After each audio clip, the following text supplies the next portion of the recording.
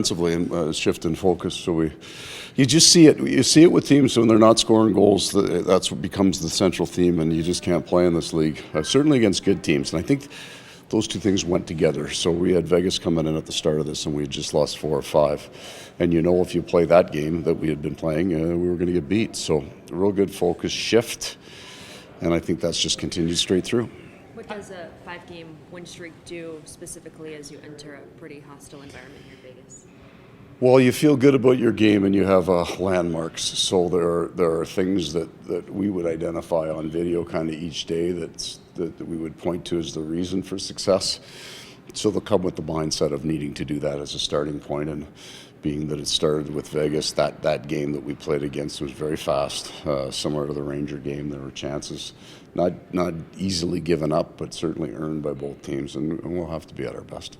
How impressed are you with how guys are kind of attached themselves to the blueprint? When things go well, they know why. When they don't, they know why. I think, well, smart players, right? So they can identify it, and then some history now. They've been through it a little bit. They've kind of had ups and downs, and certainly had some strong results from adhering to a certain guy. So this seems simple, right? Well, why wouldn't you just play like that every night? It's just a lot harder to do, to play the game that they've played in the last 5. That's why you see so very few long streaks in the National Hockey League, because it's a full contact 82-game schedule, and you fly all over the place to do it. Very difficult to play hard.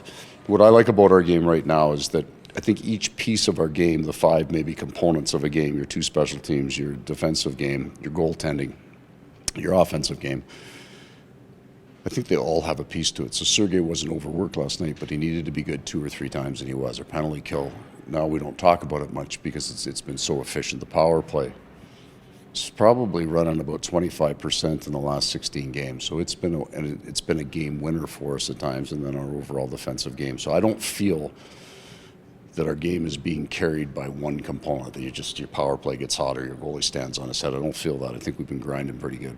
Any update on Nick Cousins?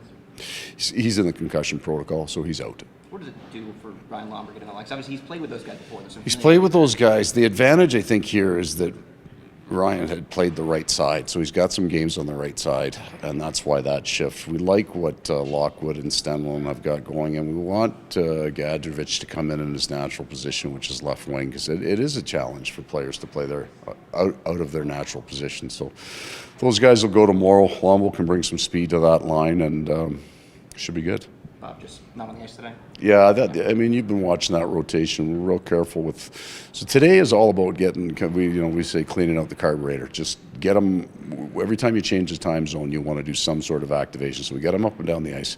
Not a whole lot of defense in today's practice, and the last thing he needs is 100 shots in a practice. It's great for Anthony, but not so much for a guy who's playing a lot.